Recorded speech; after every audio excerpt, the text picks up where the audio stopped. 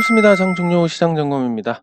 네, 코스피 지수 드디어 저점을 위협하고 있는 상황에 왔는데, 일단 지금 현상에 대해서 좀 더 면밀하게 우리가 생각을 해볼 필요가 있습니다. 도대체 왜 하락을 하는지. 당연히 직접적인 이유는 기관 외국인 투자자들이 매도를 하는 건데, 그러면 이들이 왜 매도를 하는 건지에 대해서 정확하게 인지를 해야 됩니다. 단순히 미국이 금리를 올리니까, 금리를 올릴 거라서 불확실하니까, 그리고 지금 경기 여건이 굉장히 안 좋다든지 미국을 중심으로 한 서방과 러시아의 이런 갈등이 장기화될 거라든지 이런 이 단편적인 부분 외에 실질적으로 도대체 왜라는 부분에서 아직까지 그것 때문에 주식이 내린다고라는 부분에 충족을 못 시켜줍니다. 그러니까 그래 금리 올리는데 옛날에는 금리 올릴 때 주가 올랐잖아. 지금 왜 내리지? 이런 단편적인 걸 충족을 못 시켜주니까 그래서 이제 시장이 불확실한 거고, 그러면 시장이 불확실한 이유를 우리가 일단 원인을 명료하게 알고, 그리고 나서 이 원인 문제 해결이 어떻게 되는지, 여기까지 온다면 시장에서 진입할 타이밍을 찾을 수 있을 겁니다.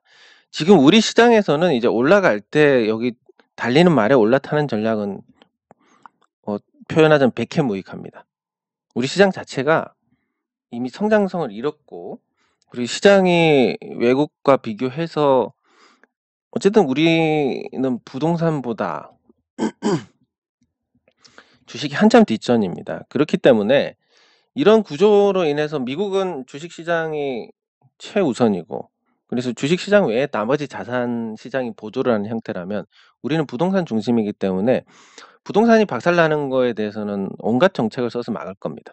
사실 부동산 가격이 상승할 때 규제가 17개나 계속 나온 것도 부동산이 급등했을 때 주는 피해 때문에 그런 거지, 부동산 시장 자체를 죽이려고 한 건 아니기 때문에. 그래서 지금 부동산이 슬슬 꺼지고 있는 상태에서 뭐 규제를 완화하면서 연착륙을 시도를 하는데 온갖 정책이 집중이 될 겁니다. 그러면 주식은 그런 거에 대해서 어떤 게 있느냐?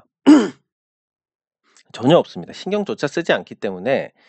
그래서 주식 투자자들이 계속 매번 문제가 됐을 때마다 자산을 잃어왔던 것이고, 그러면 과거에 만약에 그 부동산 시장처럼 정부 관리가 있었다, 아니면 부동산이 뭐 주식도 똑같이 우상향했습니다. 근데 부동산이 어떤 정책이 없어 가지고 오를 때 너무 오르고 떨어질 때 너무 떨어지고 이런 곡선을 그렸다면, 물론 구조가 이런 곡선을 그릴 수가 없는 구조이긴 합니다. 뭐 대출 뭐 30년짜리 받아 가지고 평생 살 거라고 들어갔는데 이걸 뭐 어떻게 이제 하루 보유하고 하루 만에 던질 수 있는 주식하고 비교를 할 수 있겠습니까? 그래서 그렇긴 한데, 이런 곡선을 그려갔다면 굉장히 많은 사람들이 또 자산을 잃었을 겁니다. 그러면 다시 돌아와서 도대체 원인이 뭐냐? 이 원인은 정책의 엇박자에 있습니다. 금리를 너무 늦게 올렸다? 뭐 그런 거는 정말 그냥 결과론적인 얘기고, 실제로는 이겁니다. 공급 문제에 의한 물가 상승이 있었습니다. 그러면 문제 해결이란 건 문제를 해결을 하면 됩니다. 공급 문제가 생겼네? 그래서 물가가 상승을 했습니다. 그럼 이 공급 문제를 해결을 해야 되는데 요 지표만 보고 금리를 인상을 해버리니까 여기서 이제 문제가 생기는 겁니다. 그래서 과거에는 공급 문제가 아니라 경기가 좋아지면서 수요가 늘어나면서 물가가 상승을 했기 때문에 금리로 이 수요를 줄이는 이런 정책을 통해서 물가 조절을 했고, 그렇기 때문에 과거에는 금리 인상이 적절한 정책이었기 때문에 주식시장이 상승을 했습니다. 근데 지금은 공급 문제이기 때문에 금리를 인상할 상황이 아닌데 금리를 인상을 하니까 잘못된 정책에 의해서 불확실성이 커지면서 주식시장이 지금과 같은 경우는 하락을 하게 됩니다. 근데 지금 왜 금리 인상을 0.75%를 하든 0.5%를 두 번, 세 번을 하든 시장에서 불안을 높이냐면 그 정책 자체가 잘못됐기 때문에 그렇습니다. 돈은 매우 정확하고, 그리고 문제 해결이 뭔지를 정확하게 알고 있습니다. 이 돈은 지금 문제 해결은 금리 인상이 아니다. 지금 1%를 한 방에 올리고 뒤에 금리 안 올리겠다. 이런 불확실성 제거도 아니다. 지금 금리 인상할 때가 아니다라는 이걸 돈이 지금 보여주는 겁니다. 네, 그러면 지금 같은 경우 이 수요 증가에 의한 물가 상승이 아니라 공급 문제로 인한 물가 상승입니다. 해결은 간단합니다. 러시아, 니네 우크라이나 먹든 말든 알아서 해라. 사실 뭐 그렇습니다. 이게 좀 말린 측면이 있는데 우리나라 입장에서도 그렇고 미국 입장에서도 그렇고 우크라이나 아니 그리고 러시아 뭐 냉정하게 생각하면 우크라이나가 지금 이 언론 플레이를 굉장히 잘해서 러시아가 악마고 우크라이나가 또 피해자고 이런 관점이 되어 있는데 이 역사적으로 들어가면 원래 그 크림반도나 이런 쪽이 러시아 땅이었습니다. 근데 우크라이나 출신 뭐 민족이 거의 같으니까 우크라이나 출신의 이 총서기가 이제 소련 시절에 당선이 되면서 우크라이나에 좀 러시아 땅을 과하게 편입을 했습니다. 그럼 러시아 입장에서는 러시아계 주민들이 있는 이 땅을 되찾겠다. 물론 뭐 법적으로 이게 확정이 된 국경선을 자기들 마음대로 하는 거에 대해서는 뭐 당연히 지탄받아 마땅한 거지만 그렇다고 해서 미국이 일방적으로 러시아를 비난하고 우크라이나를 지원할 만한 그런 상황도 아니고 어차피 국가 간의 분쟁이니까 우리나라 입장에서는 우크라이나나 러시아 어디를 택해야 되냐 그러면 러시아를 택해야 됩니다. 우리나라 수출에 대해서 인식도 굉장히 좋고 우리나라 공산품의 수출도 굉장히 많이 이루어지고 있고 그리고 러시아가 잘 알려지진 않았지만 농업혁명에 성공을 해가지고 지금 시베리아가 곡창지대로 바뀌었다. 요런 얘기도 있습니다. 그러니까 곡물 수출 1위 국가가 됐고 그러면 이제 러시아의 이런 원자재나 곡물이 우리나라의 이런 산업하고 서로 궁합이 잘 맞습니다. 그리고 우크라이나는 중국의 군사 기술도 넘기고 북한 핵 개발도 도우고 사실 우리 입장에서는 어떻게 보면 더 나쁜 놈인데. 예. 근데 그거는 뭐 그렇다 치고 예, 다시 돌아와서 그러면 이런 문제가 사실 이렇게까지 할 필요가 없었던 거니까 국가 간의 분쟁 니들끼리 해결해라고 하고 손을 떼버리는 게 맞습니다. 그러면 러시아에 대한 경제 제재를 할 필요도 없고 러시아산 원유와 원자재가 풀리면서 물가 상승 자연스럽게 잡히게 됩니다. 미국이 지금 이걸 안 하고 있기 때문에 그게 이제 가장 큰 문제고 두 번째 문제는 이제 공급망인데 중국이 이제 제로 코로나를 합니다. 요 제로 코로나에 대해서 어떤 공급 문제가 계속 발생을 하고 중국이 세계 공장이다 보니까 그럼 이거에 대한 해법도 간단합니다. 지금 남아도는 화이자, 모더나 백신 그냥 중국에 주면 됩니다. 그 백신 니네 접종하고 그래서 요 코로나 정책도 좀 이렇게 융통성 없게 하지 마라. 이렇게 하면 또 해결이 됩니다. 그 외에 뭐 차량용 반도체. 이 차량용 반도체는 저물어 가는 거기 때문에 그래서 신규 투자를 안 하는데 수요가 갑자기 늘어나 가지고 지금 공급 문제가 생긴 건데 이것도 정부가 야 니네 증설해. 우리가 보조금 줄게. 이러면 끝입니다. 이렇게 공급 문제를 하나씩 해결을 해 나가면 되는데 이걸 안 하고 자꾸 금리만 올리니까 이게 이제 시장이 이렇게 약세인 가장 큰 이유인 겁니다. 자, 그러면 이제 좀 이해를 하셨겠지만 공급이 문제인데 자꾸 수요를 조지고 있다. 가뜩이나 지금 근데 이것도 자기네 입장을 전혀 모르고 있습니다. 선진국들은 주요 경제 연령대가 이제 은퇴하는 시기가 되면서 사실상 일본하고 비슷한 수준을 밟고 있습니다. 일본이 먼저 고령화를 경험을 했고 그 결과 일본은 제로 금리를 20년 이상 유지를 하고 있습니다. 금리를 올릴 수 있는 상황이 안 됩니다. 그럼에도 불구하고 이 수요를 조져서 공급 문제를 해결하겠다는 잘못된 문제 접근으로 인해서 금리를 올릴 수 있는 상황도 아닌데 올리고 있습니다. 그러니까 문제 해결의 방법도 잘못됐고 금리를 올릴 수 있는 여건도 아닌데 올리니까 난리가 나는 겁니다. 예, 물론 이제 저보다 훨씬 뭐 저는 비교할 수 없을 정도로 똑똑한 사람들이 정책을 결정을 하니까 그런 부분들이 글쎄 의도한 거라면 이거는 어쩔 수가 없는 부분입니다. 그러니까 자산 시장도 한번 박살이 나야, 그래서 이 자산 시장이 박살이 나 가지고 그 어떤 뭐랄까? 니네 뭐 자산 시장에서 코인하고 주식 해 가지고 젊은 애들이 일도 안 하고 그렇게 살려고 어림없다. 니네도 한번 응? 밑바닥 경험을 해 봐야지. 요런 어떤 통치적인 관점에서 본다면 주식 시장을 망가뜨리는 어떤 목적이 뚜렷할 수 있습니다. 지금 그냥 기술적인 흐름만 보더라도 이미 꺾였습니다. 이게 아주 단순하게 보자면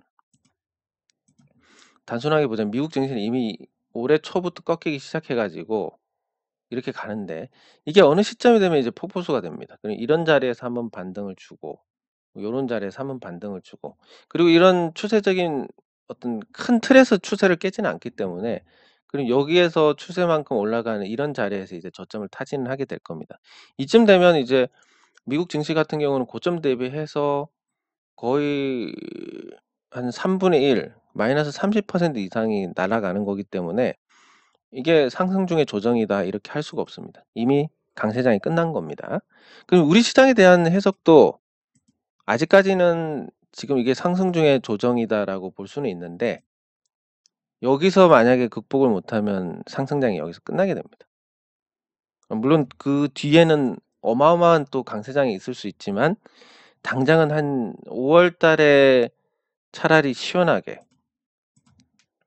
5월 달에 차라리 시원하게 이렇게 내렸다가 반전을 하지 못하면, 그러면 이게 이제 상승 중의 조정의 형태가 되지만, 그게 안 된다면 이제 코스피도 약세장으로 가야 됩니다. 약세장으로 간다는 건 요런 겁니다. 2020년에서 2021년 중반까지 해 가지고 1년 3 개월 동안 시장이 좋았습니다. 그러면 앞으로 1년 3 개월, 요때 기준으로 1년 3 개월이 나쁘다 그러면 2022년 9 월입니다. 즉 하반기까지도 계속 재미가 없다라고 볼 수가 있고, 그리고 이 주기를 보시면 아시겠지만 상승 주기가 끝나고 하락 주기가 왔을 때 다시 상승 주기로 가는 게 아니라 하락 먼저 올 수도 있습니다.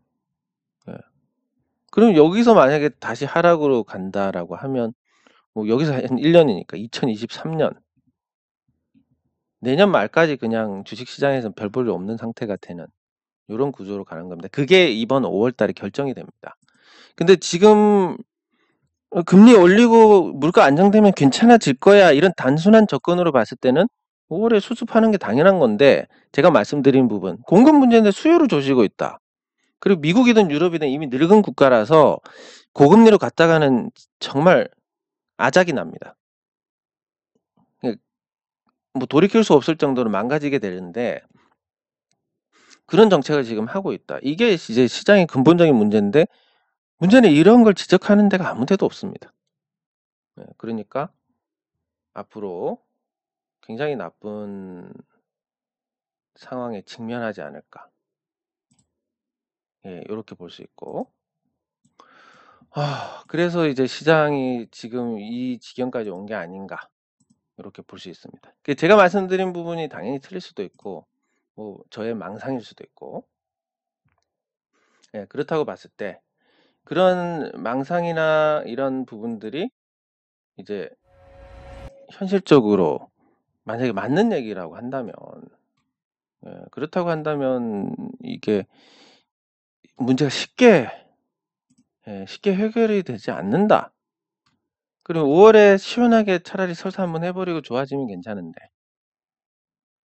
근데 만약에 이제 그게 아니고 앞으로 그냥 지지부진하면서 계속 흘러내린다 이러면 우리 시장이 지금뿐만이 아니라 내년 말까지도 계속 재미없는 상태가 될 것이다. 요렇게 해석을 해볼 수가 있겠습니다. 그걸 이제 지금 뭐 판단을 할 수는 없는데, 일단 뭐 기대했던 삼성전자가 양산이 실패를 했다고 봅니다. 그러면 기대할 부분도 없고, 차라리 시원하게 빠져서 이 손바뀜이 되면 괜찮은데, 그게 아니면 또 물론 근데 지수는 또 심하게 내려가진 않을 겁니다. 뭐 1,900을 가고 이런 건 없을 텐데, 왜냐면 기억에서 아직 남아 있기 때문에. '아 코로나 때 폭락했을 때 들어가서 재미를 봤었어.' 이게 아직 망각 상태가 아닙니다. 기억에 남아 있습니다. 예, 그렇기 때문에 좀 많이 빠진다 그러면 대기 매수세가 어마어마하게 들어올 겁니다.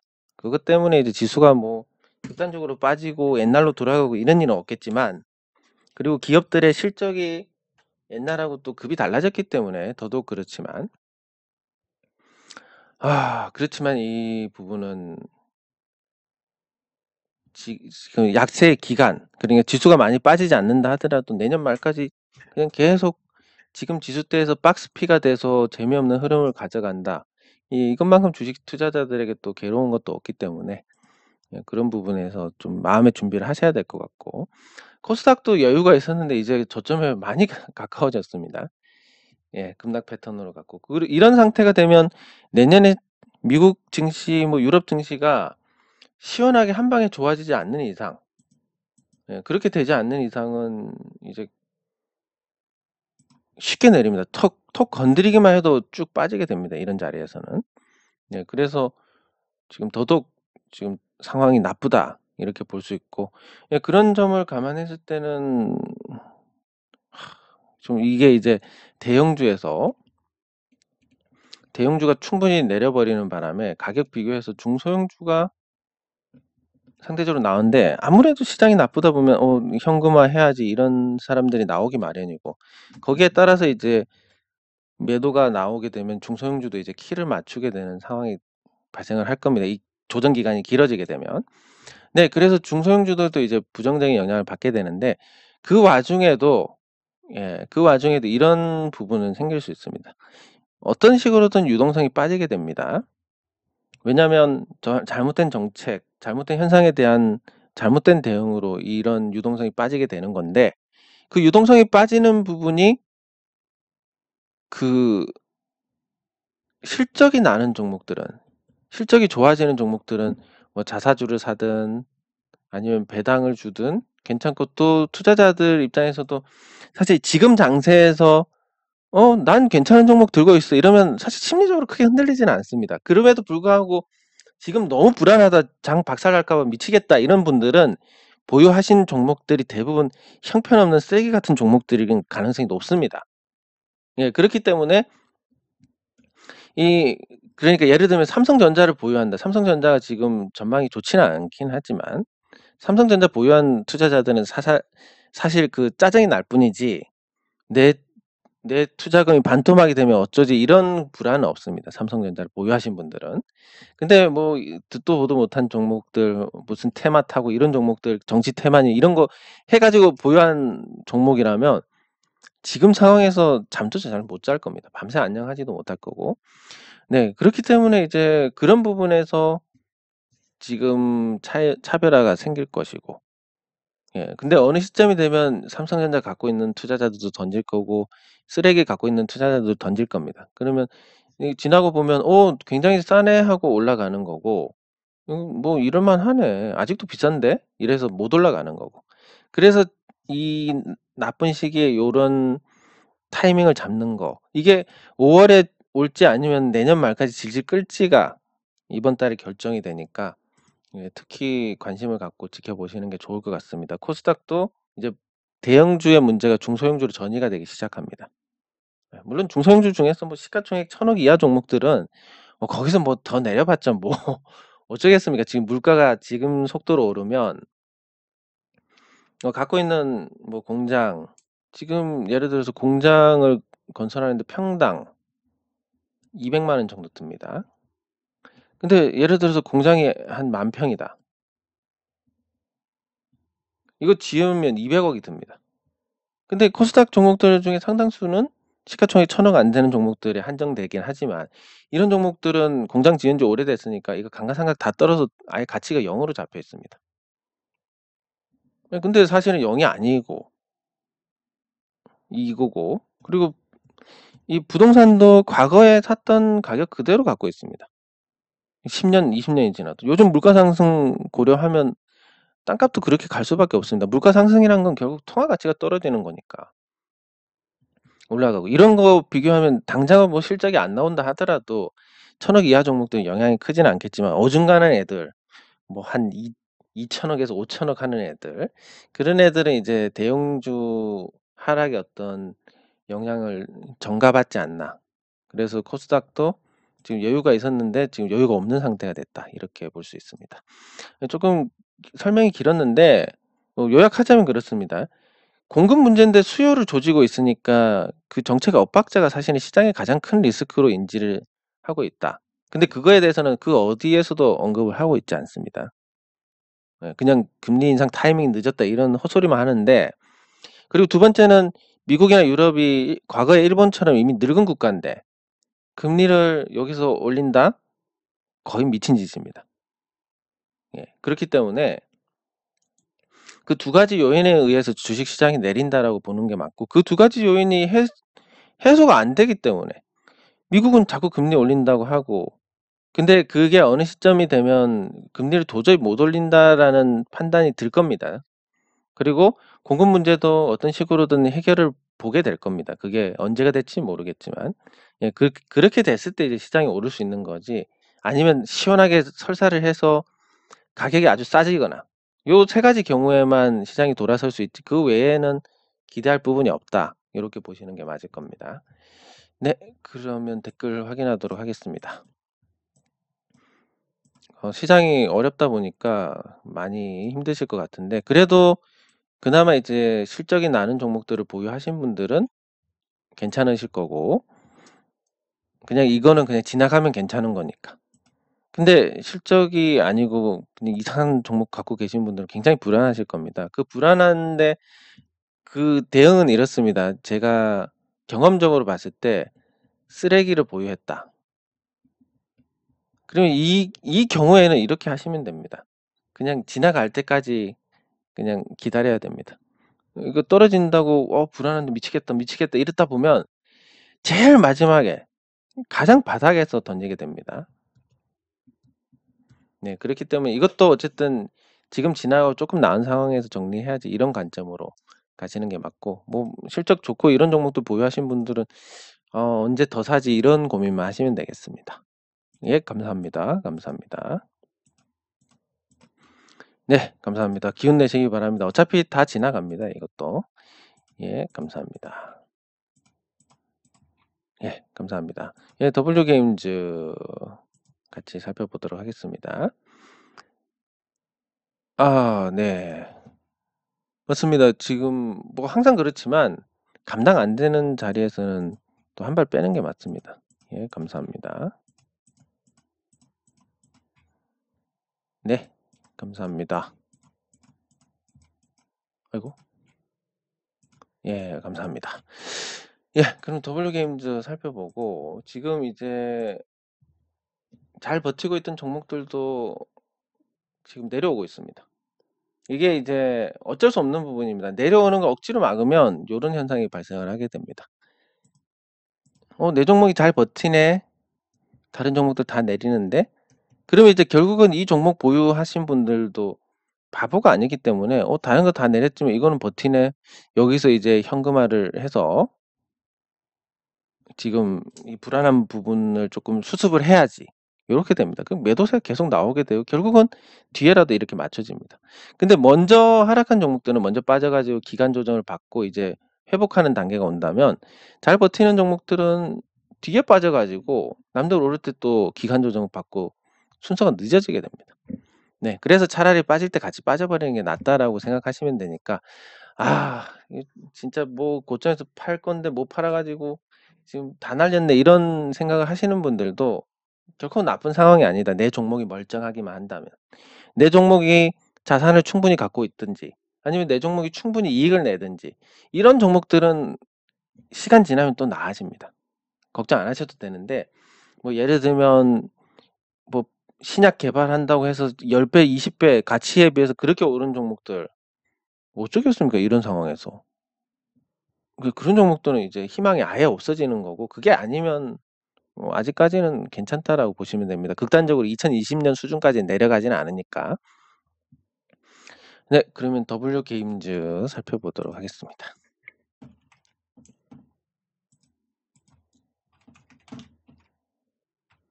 예. 이게 실적 대비 양호하다고 말씀하셨는데 일단 실적을 살펴보도록 하겠습니다. 실적 기준으로는 말씀하신 것처럼 예 양호하고, 그리고 지금 주가가 많이 내려서 저평가 상태가 됐습니다. 근데 이제 이 게임주들은 두 가지 측면에서 보시면 되는데, 정말 발군의 시스템으로 계속 히트작을 내놓는 그런 게임사가 아니면 대부분 이 퍼블리싱을 하는 회사들, 그러니까 사람들 모아 놓고 이 모아 놓은 사람들의 이 게임을 선보여서 "야 매출의 10% 우리한테 줘. 그러면 니네 게임 유통시켜 줄게." 이런 애들은, 이 퍼블리싱하는 회사들은 앞으로 계속 전망이 좋습니다. 예, 그리고 게임의 어떤 수명도 짧아지고 이 사람들은 점점 모이게 되고, 예 요렇게 되니까 퍼블리싱하는 회사들은 나쁘지 않은데 게임을 개발해서 하는 회사들은 참 예 힘든 상황이다라고 보시면 되겠습니다. 그리고 이 W 게임즈는 그 도박 게임을 인수를 해 가지고 이 서비스를 하는 회사인데, 그게 이제 진입 장벽이 있기 때문에 괜찮습니다, 카지노 게임 같은 거. 예 그래서 상대적으로 안정적인 이익을 올릴 것이고, 예 그게 코로나가 끝나도 뭐 도박이란 건 최고의 유흥이니까 유지가 될 건데 주가가 빠진다. 다른 게임주에 묻어가면서 약세를 보였다라고 볼 수가 있고, 예 이게 또 이렇게 단순하게 생각하시면 됩니다. 자, 이 W게임즈라는 회사가 요때 코로나 때 완전 망가졌을 때 3만 원대 중반 갔습니다. 자, 그리고 이 회사가 2020년에 이 코로나가 있었던 2020년에 거의 2천억 가까이를 벌었고, 작년에도 2천억 가까이를 벌었고, 올해도 2천억 가까이를 벌 겁니다. 그러면 뭐 세금 내고 이런 건 있겠지만 한 6천억을 벌 회사가 이때하고 똑같은 주가가 된다. 6천억을 번 회사가. 그리고 상식적으로 이때보다 가격이 더 싼 겁니다. 그리고 2020년에 비해서 돈 가치도 떨어졌고. 아우, 그러면 이건 예 추가 매수하시는 게 맞는데, 다만 이 기세라는 건 무시할 수 없기 때문에 지금 이제 급락 패턴으로 들어갔습니다. 그러면 싸네? 어? 이런 개념. 그러니까 유통기한이 3개월 남은 라면이 있습니다. 자, 이 유통기한이 3개월 남았는데 2개월째, 1개월째, 그리고 하루 요렇게 남았을 때 이 라면 가격을 생각하시면 어쨌든 구매자가 유리한 입장이 됩니다, 이게.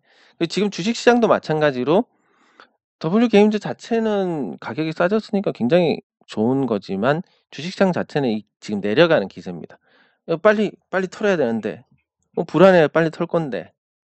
그러면 쪼끔은 좀 추가 매수하는 거에는 예 당연히 저도 동의를 하지만, 그리고 지금 가격도 훌륭하지만 예 조금 더 타이밍을 조율을 해 보시는 게 좋지 않을까, 이런 생각이 듭니다. 네. 그리고 지금 뭐 종목들이 왕창 다 깨져 가지고 지금 버틴 종목이 네이버 하나밖에 없습니다, 제 관심 종목 안에서. 근데 이 네이버가 버틴 것도 먼저 매를 맞았기 때문에 버틴 겁니다, 먼저 내려갔기 때문에. 예 그리고 카카오도 마찬가지로 지금 저점을 위협을 하고 있고, 네이버는 아예 저점을 깨 버렸고. 자, 이런 상태입니다. 그러면 자, 여기서 생각해야 될 부분은 외국인 지분율입니다. 네이버가 앞으로 정부 정책에 의해서 부정적인 영향을 받을 거는 거의 확실시 됩니다. 예 그런데 그게 실적에 영향을 줄 건지 여부는 아직 모르겠고, 그리고 네이버의 실적이 대략 실적 가치가 12조 원 곱하기 2배 자산 없이 하니까 뭐 돈을 더 번다라는 개념으로 24조 원. 그리고 네이버의 자산 가치도 24조 원. 그리고 시가총액이 45조 원입니다. 아직 비싼데, 그러면 이 비싼 거를 설명을 할 수 있느냐 없느냐. 예, 요게 이제 관건인데, 예, 네이버 같은 경우는 외국인 지분율이 53.83%입니다. 그리고 국민연금이 9.19%. 만약에 주가가 내린다 그러면 국민연금이 우리 우리 운용 실적이 나빠질 건데 주가 조금 관리를 해야지. 외국인 투자자들도 마찬가지일 거고. 그리고 자사주가 8.94%, 유통 주식이 그렇게 많지가 않습니다. 최대 주주라는 존재가 사실 거의 없는, 어떻게 보면 이상적으로 미국처럼 주식이 잘 배분이 된 그런 형태가 되는데, 이렇다 보니까 이제 이 네이버의 시가총액이 높은 게 이 외국인 지분율이나 이런 걸로 어느 정도 설명이 되는 겁니다. 그러면 얘가 극단적으로 24조 원까지 내려가지는 않을 거다, 이렇게 볼 수 있는 거고, 그런 부분들이 오늘처럼 먼저 매를 맞긴 했지만 오늘처럼 나쁜 상황에서 지지를 보이는 어떤 역할을 한 겁니다. 그리고 그 가격이 극단적으로 이제 시장이 망가졌을 때 어디냐 그러면 25만 원 정도? 25만 원에 산다는 건 이 회사의 가치를 보고 사는 게 아니라 저 외국인 투자자들 그리고 국민연금 이런 애들이 자기네들의 수익률 관리를 위해서 어느 정도 방어를 할 것이다라는 관점. 지들이 많이 갖고 있으니까. 여기까지 왔을 때 바운딩이 될 것이다라는 관점에서, 단기 관점에서 어떤 기회가 발생을 하게 됩니다. 물론 이 과정 이후에 여기까지 떨어져 주면 뭐 편하게 살 수 있습니다. 이거는 이제 적정 주가라고 보는 수준이기 때문에. 네. 그러면 하락하는 과정에서도 이런 기회라는 거는 존재를 하지만, 이 기회를 잡기 위해서는 어떻게 해야 됩니까? 계속 현금을 보유를 하고 있어야 됩니다. 하락 추세가 이렇게 이어진다라고 하면 기회는 현금 갖고 있다 이쯤 들어가서 이쯤 팔고 또 이걸 기다리고 이쯤 사고 이걸 파는 건데, 개인 투자자들이 가장 힘든 게 그거고 또 가장 큰 무기가 그겁니다. 국민연금 만약에 하루 만에 이거 네이버 주식 다 판다, 하한가 갑니다. 외국인 투자자들 자기들 보유한 거 이거 주식 판다, 하한가는 아니고 막 한 3일 연속 하한가 갈 수 있습니다. 저 주식 다 팔려면. 예, 그렇기 때문에 얘들은 발을 못 뺍니다. 시장이 아무리 나빠도 갖고 있어야 되고, 개인 투자자들의 장점이란 건 100% 현금화를 할 수 있습니다. 즉 시장에서 발을 뺄 수 있다.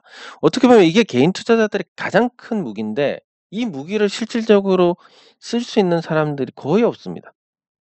그냥 현금만 있으면 이거 사 볼까 저거 사 볼까 사소한 동기로 또 주식을 지르게 되니까, 예, 그게 이제 아주 큰 문제고, 그거를 이제 뭐 저는 개인적으로 제가 뭐 그렇게 잘했다고 생각은 안 하지만, 현금화해서 계속 작년 8월부터 지금까지 물론 뭐 제 개인적인 사정도 있었지만 현금화를 하고 기다리는 모습을 보여드렸다는 것만으로도 예, 충분히 좋은 표본을 제가 보여드린 것 같다라는 생각입니다. 그래서 이런 무기를 잘 사용해야 된다. 지금과 같은 약세장에서는 더더욱 그렇습니다. 갖고 있으면 여기서 그냥 보유만 했으면 떨어지고, 또 여기서 보유했으면 또 떨어지고, 근데 기다리고 있다 여기서 샀으면 약세장이라도 수익을 볼 수 있는 기회가 생기는 겁니다.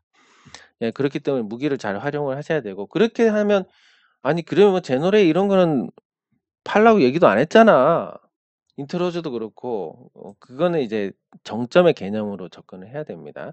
예를 들어서 제너레이를 본다면 제너레이 주가가 물론 지금 아쉽습니다. 11,800원 찍을 때 저 때 팔았으면 그냥 이때 팔았으면 좋았는데라고 분명히 생각할 수밖에 없고, 사람이면 그렇게 생각이 들고, 또 이 과정에서 뭐 저 때문에 못 팔았다라고 생각을 하시면 저 새끼가 진짜 입만 안 놀렸어, 이런 생각을 하게 되는 게 인지상정입니다. 그거를 뭐 제가 탓하고 이런 게 아니라, 다만 이 주가가 어떻게 움직일지 모르기 때문에 그런 부분도 있고, 그리고 그런 게 걱정이 된다면 조금씩 대응을 하셔도 되는데, 다만 이게 과연 끝이 시세의 끝에 있는 모습이냐, 이 모습이 과연 시세의 끝이냐라고 하면 아무도 그렇지 않다라고 말씀을 하실 겁니다. 즉 작은 파동은 버리자. 근데 아까 보신 그 네이버라든지 아니면 뭐 카카오를 보겠습니다. 같은 종목 보는 것도 재미없으니까. 카카오를 보면, 자, 카카오 이제 와서 얘기지만, 자, 이 카카오 고점이다, 주가의 정점이다, 누가 봐도 그럴 것 같다라고 얘기가 나옵니다. 여기서 카카오 다시 치솟아 가지고 20만 원, 30만 원 간다? 굉장히 어렵고 어마어마한 돈이 드는 작업입니다. 신고가에서는 쉽게 올라가는 거지만. 예, 그렇기 때문에 이거는 정점이니까, 이때 만약에 카카오를 팔아야 된다, 못 팔아야 된다 이런 걸 논했다면 아유 뭐 이런 그것도 가능하지만 과연 이 모습이 진짜 끝의 모습이냐? 이 모습이 진짜 끝의 모습이겠습니까? 아니면 이 모습이 진짜 끝의 모습이겠습니까? 여기서 그냥 쭉 끝? 와, 이런 흐름 자체가 사실 좀 힘든 겁니다. 그러면 또 하나 우진 플라임 이 모습이 끝이겠습니까? 아, 지나고 보니까 이때가 고점이었네. 아니면 뭐 한 번 더 할 만큼의 어떤 에너지를 차트를 볼 줄 알든 모르든 뭐가 됐든 누가 봐도 이런 가능성이 열려 있지 않습니까? 예, 그러니까 그런 거고. 그러면 다 내렸으니까 '아 그때 좀 팔고.' 이런 생각, 그러면 아예 그런 게 없다라고 보면 뭐 이마트 같은 경우도 지금 이거 팔아 가지고 뭐 하겠습니까? 거의 바닥에 근접했는데. 가격적으로는 어마어마하게 지금 매력이 있는 구간인데 이걸 지금 여기서 손절을 한다든지 뭐 여기서 아니 난 그래도 뭐 아주 좋을 때 사 가지고 쪼끔이라도 수익이니까 판다든지, 물론 쪼끔이라도 수익이면 파시는 건 괜찮습니다. 왜냐하면 뭐 후회라는 것은 손절을 했을 때 후회가 뼈에 사무치는 거지, 수익일 때 정리했으면 '아이 그래도 그땐 그럴 수밖에 없었어.' 이렇게 또 납득을 하게 됩니다. 이 모습이 정점이냐?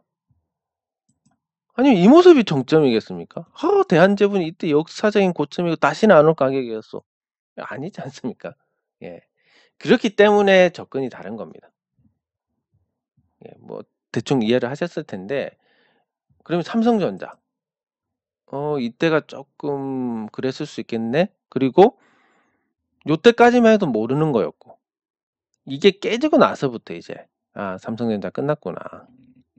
그러면 삼성전자는 또 이게 뭐 크게 올랐다 크게 내리는 종목은 아니니까 크게 올랐다가 뭐 이렇게 또 가다가 또 부스럭거리는 흐름이 나올 수도 있고, 근데 뭐 분명한 건 이렇게 한번 꺾였기 때문에 시간이 좀 필요할 것이다. 그럼 삼성전자가 안 가는 상태에서 우리 시장이 올라가려면 원자재 관련주들이 준동을 하든지 아니면 그 다른 굴뚝 산업이 준동을 하든지 금융이 뜨든지 이렇게 해야 되는데 지금 모든 부분에서 그런 여건이 보이지 않는다. 예, 기본적으로 유동성이 시장에 충분하지 않다. 그리고 정책 자체가 이미 문제 해결의 방향을 잘못 잡았다. 이렇게 접근이 되기 때문에 시장에서 5 월에 설사라도 한번 나서 가격이 싸지면 살 수 있는데, 그게 아니면 계속 재미없는 상황이 됐고 그게 투자자들이 신경을 갉아먹게 되는 것이다. 예, 그렇기 때문에 제가 뭐 태양광이든 뭐든 대체 투자를 계속 찾는 겁니다. 네. 그런 상황에서 뭐 마지막으로 삼성전자를 본다면, 삼성전자는 지금 언론 플레이하는 거 보니까 TSMC가 8 월에 양산이고 삼성전자가 6 월에 할 거라고 했는데 6 월에 뭐 거의 불가능할 것 같습니다, 3 나노 양산이. 그러면 자체 칩을 가지고 양산을 한다. 이것도 어쨌든 TSMC를 앞섰다. 이렇게 언론 플레이를 할 수는 있지만 아무 의미가 없는. '오 삼성이 드디어 TSMC를 제쳤나? TSMC를 버리고 삼성전자를 사야 되는 거 아니냐. 그래도 교차 매매로 TSMC 비중을 줄이고 삼성전자 좀 늘려야 되지 않냐.' 이런 자금의 움직임 자체가 없을 겁니다. 그러면 삼성전자는 이게 양산에 먼저 성공해 가지고 분위기를 바꿨다면 뭐 10만 원도 가고 20만 원도 갈 수 있는 큰 모멘텀인데 거의 뭐 안 됐다라고 보고, 안 된 상황이다 보면 삼성전자 주가가 오를 만한 동기가 없습니다. 그냥 변동성이 작다는 자체로 매력이 있는 거지 그 이상은 없습니다. 그렇기 때문에 예, 삼성전자 주가가 계속 재미없는 상태가 이어진다라고 보시는 게 맞을 것 같고, 그 재미없는 거의 끝자락 어떻게 될지 모르지만 그 끝자락을 잘 잡는다 하더라도 과거의 어떤 상황들을 보면 한참 뭐 2년 3년 이렇게 박스권입니다, 삼성전자는. 예. 그래서 요 구간에 걸리면 다른 종목들 다 올라갈 때 손가락 빨아야 되니까 삼성전자가 뭐 안전한 종목이긴 하지만 그렇다고 또 예, 적극적으로 비중을 늘려야 된다. 이 부분은 양산 성공이라고 보기 어렵기 때문에 거기에 따른 대응도 바뀐다라고 분명히 말씀을 드립니다. 네, 장 종료 후 시장 점검은 여기서 마치도록 하겠습니다. 수고하셨습니다.